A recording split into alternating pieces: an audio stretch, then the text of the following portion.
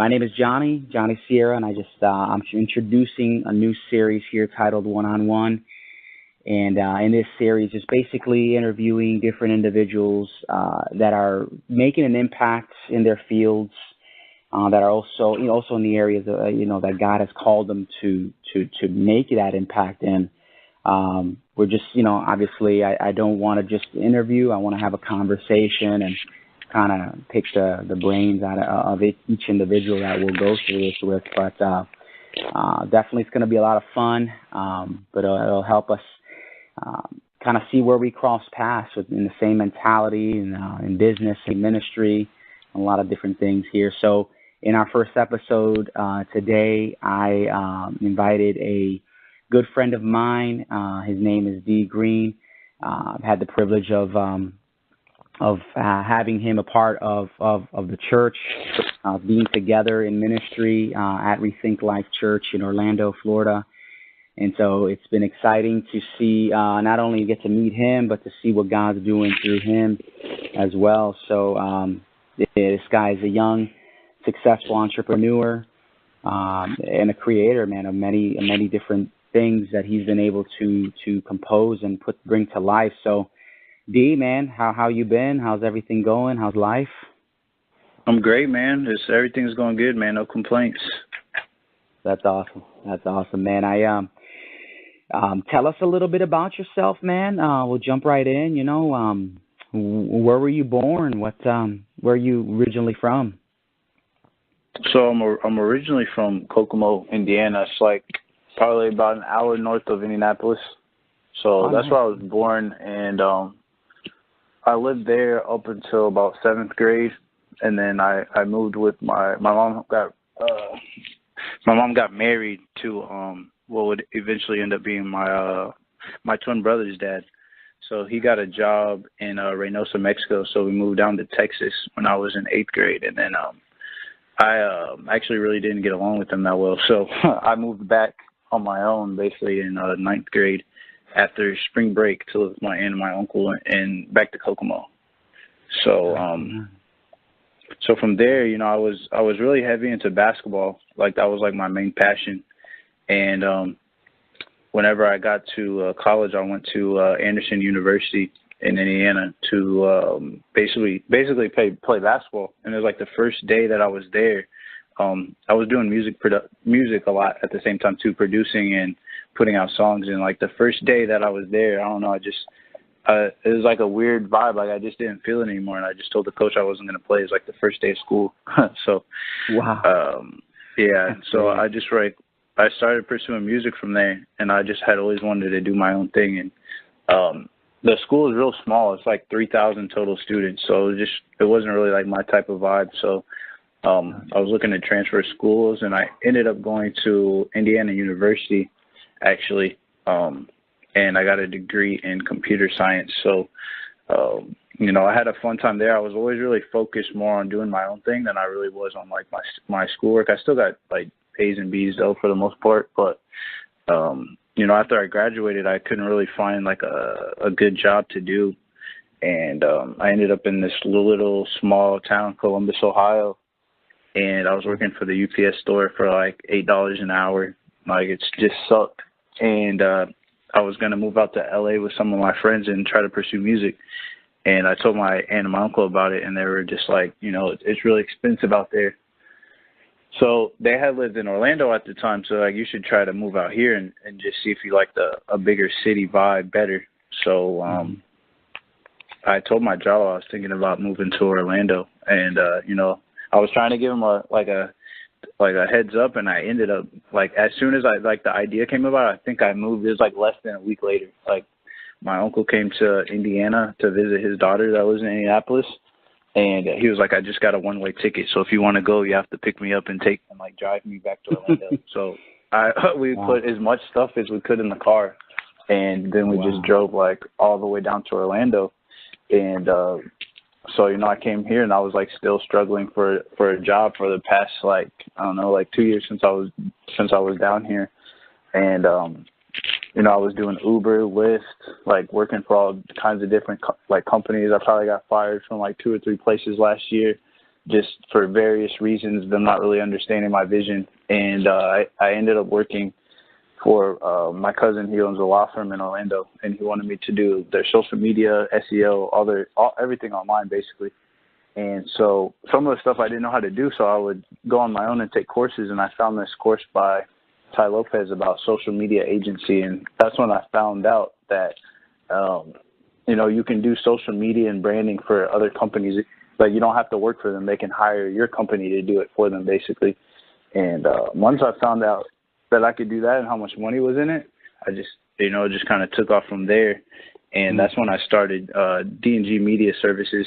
And I went back and told the law firm, like, instead of working for you, I have my own company now, so we can set up a contract. And then, from there, I've just been reaching out and getting clients from there because even while I was at Indiana University, I had started my clothing line that I'm sure you know about, but if anyone else listening doesn't know, 12 Plus, I had started it. And so a mix of that and doing my music, I always had to do my own social media. And so I was really passionate about it. So it just made sense from there. I'm like, I know how business owners feel. Like they've probably paid companies to do something for them and they've not got the results they want, or, a lot of these companies are just trying to get a check. But especially with having a clothing line, I know I'm about the visual as well as the results. So it's like I want everything to look good for them as well as them get a return on their investment. So, that's how D&G Media Services came about. And like, that's pretty much, what I'm doing right now. How this has all kind of been in the span of what, like how many years there? For what? Since coming into Orlando and then starting in D&G. Like how long did it take me before I started? How long has it been? How it's been the process behind all that? So I think I moved to Orlando in 2013 or 14, and I just started it earlier this year. Nice, man. Yeah, so when I met you, a while, you were doing the clothing. Right. You were still kind of getting maybe on your way towards the back end of it, but for me, it's more of the mindset that you've had with doing these types of things. That's what intrigues me. Is that you've established an entrepreneur mindset. You established your vision within the clothing line, and then you're reestablishing or just taking it into another field of social media.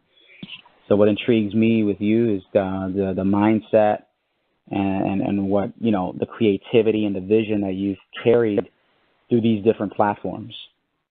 Right. Yeah, that's definitely what's really interesting to see with you. So yeah, no, that was gonna lead me into what you were doing prior, but I mean, you hit that on the dot. I'm a native too, man, from Milwaukee, Wisconsin, so we're not too far away from. Oh wow, yeah, right, Midwest. Yeah, the West boys, yeah. So yeah, man, it was really tough when I moved down here because, like I said, I feel like I didn't do everything, but I've had so many different jobs, and it's like I think some people, it's like they have a vision of what they want to do in their life, and they get stuck. Like they'll get a job that's comfortable, but yet they know they want to be an entrepreneur, do something else, but they don't ever make that jump. And for me, I was always like it's not much of a risk to lose a job that I'm getting paid $10 an hour. Like there's a million of those out there. So I'm like, even if I get fired or if I have to risk doing something for the sake of doing what I want to do in the long term, I never really cared. I'm like, I'll switch a company after 6 months or after 8 months in order to pursue my dreams. And I think that's like the key. Like a lot of people just either they get comfortable or they just give up. It's like, just go for it, like you don't have a lot to lose unless if you have a family and you're getting like $100,000 a year, that's different, but people are getting paid. They're working at Disney getting paid $8 an hour and they don't want to go pursue their dreams because they're like, oh, I might lose my job here. It's like you're not risking that much. Yeah, they don't understand that. Yeah, that there's not much of a risk. But to each individual, it's I think it goes into the mindset, man. Where people just get really jailed into the mindset, man, of that this is the way it's supposed to be, and it's something that I know for a fact is not something that'll get out and be able to come to life in a day, man. It definitely takes a process and consistency in hearing it or reaffirming it to yourself. Because even in the middle of that process and taking those steps, you're still gonna feel hesitation. You know, you're still gonna feel resistance and doubts. You know, tell us about that, man. I mean, starting your own business is never easy. You know, you deal with a lot of mental battles. You know, seeing that from my father's side, he's an entrepreneur. I've seen a lot of the things that he's struggled with. Tell us like how has it been in getting started with these businesses? Like what has it taken, you know, for you to get this going? Well, I was talking to my girlfriend Lauren about this the other day, and like I said, when we moved to Texas, I didn't really get along with my stepdad that much, and that's why I had moved back. And so, and I'm 8 years older than my sister, and I'm 13 years older than my brother. So, and I was 14 when I moved, so they were like, you know, really young. So I was telling her, I was like, whenever I was living with them and you know, the environment wasn't very good, I was like the only person that could motivate myself, you know. I didn't have a lot of like that was our family down there. We didn't have any other family members. So I had to motivate myself to get anything done. And so I was like, now I feel like whenever you're trying to get something done, like you have to be your own like best friend. Like you have to be the person that you have to be able to talk to yourself well. Like this is what I basically tell people. You have to tell yourself that you can do it, or, you know, you have to motivate yourself to get the stuff done. If it takes, you know, making the cold calls or reaching out and going to events, like you have to be the one that does it. I think if you can motivate yourself and take the initiative to go learn what you don't already know, then, you know, a lot of the time stuff works out. Yeah, you missed that opportunity. For sure, man. So when did you? I mean, it seems like you've always had that mentality, man, of just establishing the vision that you've had for your life, where you want to go. What's been on the flip side of it? What's been the biggest obstacle in all of that? In you know, getting. Let's talk about the beginning process, like in getting the business started. What was the biggest obstacle for you?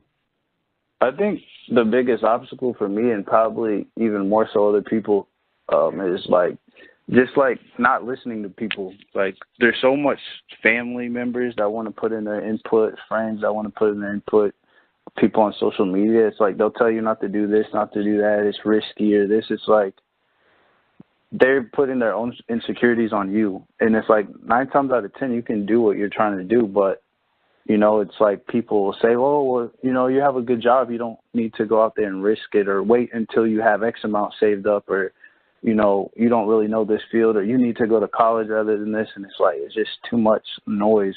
So it's like if you can find a way to just block out all that stuff and just go for what you feel like you should be doing, like that's to me is like sometimes the most difficult and the most frustrating stuff, because any other thing you still deal with that oh yeah, you know, to the current. Okay, I was just talking about that earlier today actually, because I'm thinking about having my you know, my girlfriend Lauren help me more in the company, and I was telling her she works at some place right now where, like we were talking about earlier, she just gets $10 an hour. So basically she gets some tax reductions, but let's say basically $10 an hour would be 7 or 8, you know, with taxes, normal person.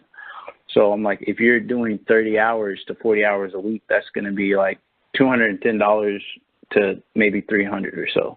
And I'm like, if you would put those same 30 hours into a business with someone that's already putting 30 hours in it, that's 60 hours. It's like, do you think that 60 hours combined is going to make more than 210 a week in the long run? And so to me, it's like sometimes you got to go all in. But, you know, the family members when I was explaining this, are just like, you know, what you need to do is wait until you have enough money saved up. And also they're like, well, you know, you're getting your taxes paid for, you're getting such and such. It's like so small differences that it's like, in the long run, that stuff's not going to matter. You know, like if you focus on your business, if you really go all in, you're going to be making enough money to cover those small differences. But people will worry about, they'll let those little micro differences stop them from doing something that could be huge in the future. You know, like some people be like, well, I get free tickets at Disney, so I don't want to risk going out on my own. It's like, if you would go out on your own, you'd be able to buy those Disney tickets. So to me, it's just like, or I can I get free healthcare, which is right, again exactly. it's not downplaying these things, but I get it, man. It's not that much. Yeah. Like somebody told me the other day, they're like, well, an entrepreneur, you're gonna have, you got to pay your own healthcare and that. And I, checked on the healthcare that I have to pay, and it's like $30. So I'm like, basically, I'm paying $30 a month for freedom. It's like, that's a lot of money to you. It's like, to me, I'll pay that anytime. Like, I'd rather pay $30 for my own healthcare than have to, spend $40 or 40 hours plus at a place that I don't like, if that's the case, and only have 1 to 2 weeks of vacation the whole year. Mm-hmm. So it's just like little things. I think that people, I think that's the most, challenging thing, is not letting those little, difficulties stop you from doing what you could be doing. Yeah, no, that's definitely you hit it on the head, man. What what's the future plans for D&G Media? What's the overall vision? Where do you want to see it go? I really just want to do everything, man.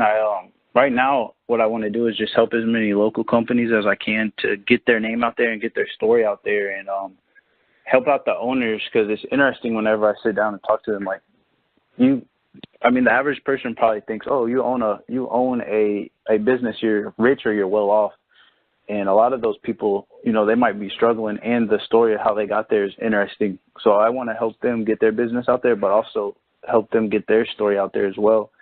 And, just build an agency where, like, I'm overseeing it, but I have, like, a team of people that are really helping each other, and see how far that goes. And then, in the future, I want to branch off and do, like, movies, music production, be in movies myself, like, just, speaking, just basically making an influence on people in as many ways as I can, and using creativity to do that. Yeah, exactly. Yeah, no, for sure. No, I get it, man. I'm all for that stuff, man. Just trying to, right now find that solid foundation that allows you to build onto different areas in your life, and then go from there. Same thing like a successful NFL player will use his platform to build a foundation and different things, but it overall was because of that career that he was able to establish and gain influence that allowed him to put together, these other areas and other passions that he had. So I get that, man. In regards to life in general, how do you seem to juggle it all? What do you mean? How do you, like a work-life balance, basically? Well, just kind of, life in general, between business, between life, ministry. How do you juggle it all? How do you put it together and make it all work? I was reading this book called The One Thing, and I think, I don't know exactly how the metaphor goes, but he was talking about how, like, life isn't about balancing. Like, there's going to be certain things that need more energy than others, but at the same time, he was like basically work, and there's a couple other areas, I forget exactly what they are, but he was like, those are like rubber balls, and like your relationship with your family, God, and your health are like glass balls. So he's like, the others that you can afford to drop them every now and then, but the other, like the core ones, you have to make sure you take care of those. So it's kind of like just being conscious. Like, there might be some days that you spend all day or all week on your business, but you have to know you can't get so far off that you just go a whole year without praying or spending time with your family. So I think it's just about being conscious, and I don't think anyone really knows how to do it perfectly. It's just what works for you, and, trying your best to make sure that you're putting energy into both. Or not into both, but into all the areas that are important to you. Yeah, no, for sure, man. Outside, kind of all of this, what do you like to do for fun? What's kind of your little getaway from everything? Oh, that's pretty much what I do, because it's like, I like what I do. It's not, I don't really feel the need for a getaway. You know what I mean? Like, like if I did that 24/7, it really wouldn't bother me. Like that's what I'm really passionate about doing. And if I'm not working specifically like on clients, I'm learning. I mean, other than that, just like typical stuff. Like, I like to watch movies, listen to music, kick it with family, friends. You still play ball, or? Yeah. I play ball. I haven't really been playing that much lately. I'm about to move actually into an apartment actually here in Lake Nona. So I'm just trying to get really focused and make sure I can pay all these bills. No, I feel you, bro. I feel you. We got to get so together and play, man. Right. I played a few years myself. I'm down, man. I like to do it just so I know I'm staying. You work out. Yeah, and you're like, you work out in the gym and you're like, man, I'm killing it. Then you go run and play a game and you're like, oh, okay, I'm not in shape like I thought I was. It's a different type of, It is. It's such a different type of cardiovascular health, man. Right. I'm down, though. I definitely am. Yeah, we'll get together. We'll have a game soon. One random fact, man. What? Tell us something that many people don't know about you. That people don't know about me? Yeah. Just something weird, funny, out of the blue. You would never know. I mean, a lot of people don't know that I've never met my dad before, and the reason why I brought that up is I think that it's like I hear a lot of people using that as like excuses sometimes, like, oh well. It makes sense where they're at because, they had a rough time growing up, but they didn't know this and I didn't know that. And it's like I never thought about that, Like I just knew that it was a fact, but I'm not like, oh, well, I don't think I'm going to try as hard because of this or I never use that as an excuse. And I think that's what, that's what's helped me a lot. And I think that's why a lot of people are surprised when they hear that. And it's just like you don't have to, like some of these things are just, they're facts, but they don't have to be necessarily stats. It's like, you don't have, that doesn't alter your life. It's like you can, like with the world that we live in now, you can do pretty much anything. It doesn't matter if you know this or that or whatever. So it's just, I mean, that's, that's one thing I try to influence people on. It's like I didn't, grow up with both parents. My mom had me when she was 16. So it's just, I think it's just like you make your life what you want. Either you can take those things and say, all right, well, I'm only going to be so much because of that, or you can just do, no limit, basically. Yeah. Wow. That's awesome, dude. I love that. I'm going to use that one. I'm going to steal that one. Yeah, all right. Things in your life might be facts, but they're not your stats. I love that. Right. Yeah. I love that. Now, if you had to give a young kid, somebody kind of looking to start something, whether it's a business, writing a book, starting a diet plan, I mean, whatever it can be, the power of just starting, getting it done. What advice would you give them? I would, for one, most of the time I would say like the best time to start is now. You don't need to wait until you have 10,000 followers or $10,000 or just get it is the best you can do right now.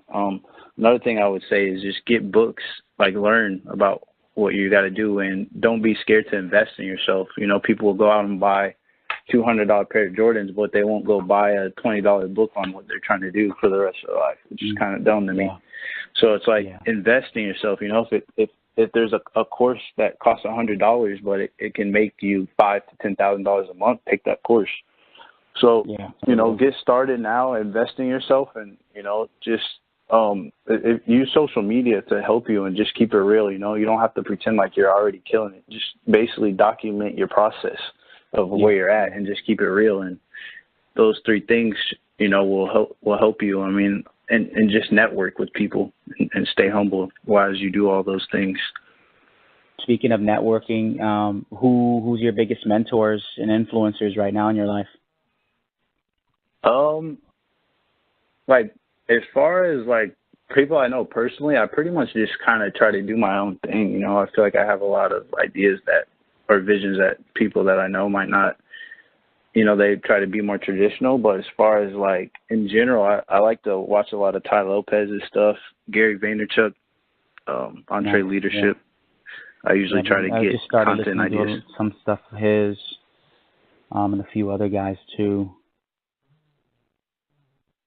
That's awesome, man. Is there anything that we, anything in your life that we as a community could unite with you and help you pray for, man?